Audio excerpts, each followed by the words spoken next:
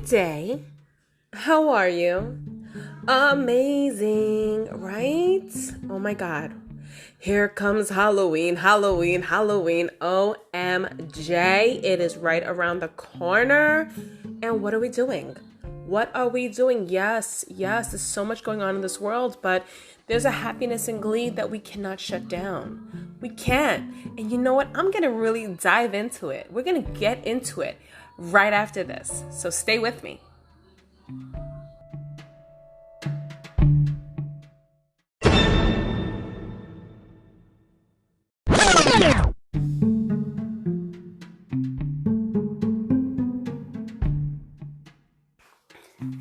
Welcome back. Now, if you know me, you know that I love decorating and inspiring, but not as a job, just as a passion.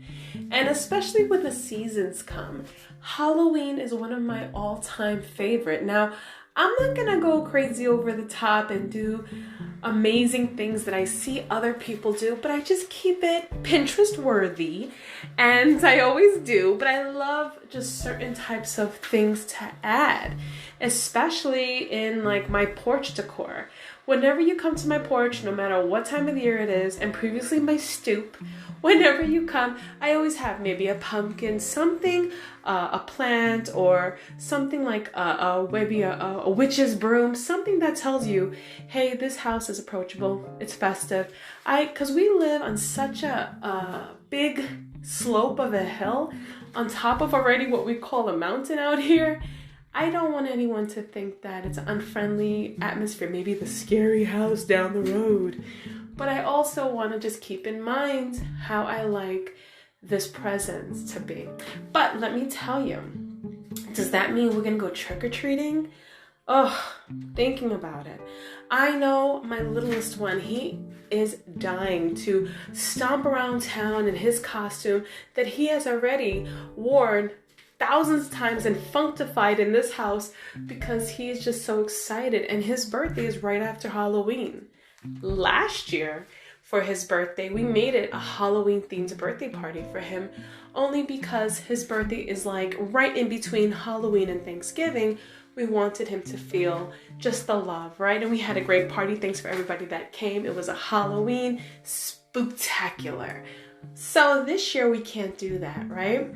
And just being kind of smart due to the pandemic, we can't hide from it either. So of course, what I'm gonna do is my children's favorite treats. I'll prepare a little baggie for them so that they can have that moment of enjoyment. Now, my older sons, they obviously know what's going on in the world, and they're very, up to date on things that surprise me that they even know what's going on. But my little one has yet to experience all the experiences. So with that in mind, I had this idea where we can walk around, of course, with the masks and the protection and the social distancing, walk around town looking at the houses that are decorated. Why not? Knowing not to trick-or-treat, but knowing to also just have these moments of enjoyment. Maybe this time, like no other time before. I don't know if you guys ever noticed this, but when you're trick-or-treating, you kind of rush to the next house. But maybe we'll take in what we see, the people's work that they put up in their windows and on their yards, kind of have more of a nostalgic impression of what's going on in town. So what about businesses, right? Like, I would definitely say, no matter what Halloween it is, pandemic or not, if you are going to give away something, you make sure it is wrapped candy or wrapped whatever. And of course, you have to be the one that is expediting that, not letting the children dig their hands in. But the other side of it is, in 2019, the sales for candy was in the billions. These are big expenditures that businesses put into their business ahead of time. They pre-order their inventory, they fill up their shelves with all these different items to sell for this time of year. It's one of the big business drivers. So when I look at 2018, there was a slope, but There was a peak in 2017 to 2019. Obviously in 2020, there was pre-sales that were made for their inventory and from their wholesalers. But what about them? Well, there's two things, right? The first thing is a good opportunist or savvy shopper will definitely be in the stores November 1st picking up bulk all that sale where they can A, resell, or B, hold in their own inventory for the following Halloween. You can't do that with candy, but you can do that with many of the pieces that you use to decorate, which is a great thing you can do. The other thing is, I would say, not just to help businesses small and large, but go ahead and decorate. You shouldn't, like I was telling this to my husband the other day, you should, all around town I see places that normally would decorate didn't. And I understand maybe decorating you feel it's inviting trick-or-treaters, but it's also maintaining the spirit that we are going to get through this. Let's not make COVID more than what it is. Okay? Let it not take over every part of our lives. Let us push through and continue.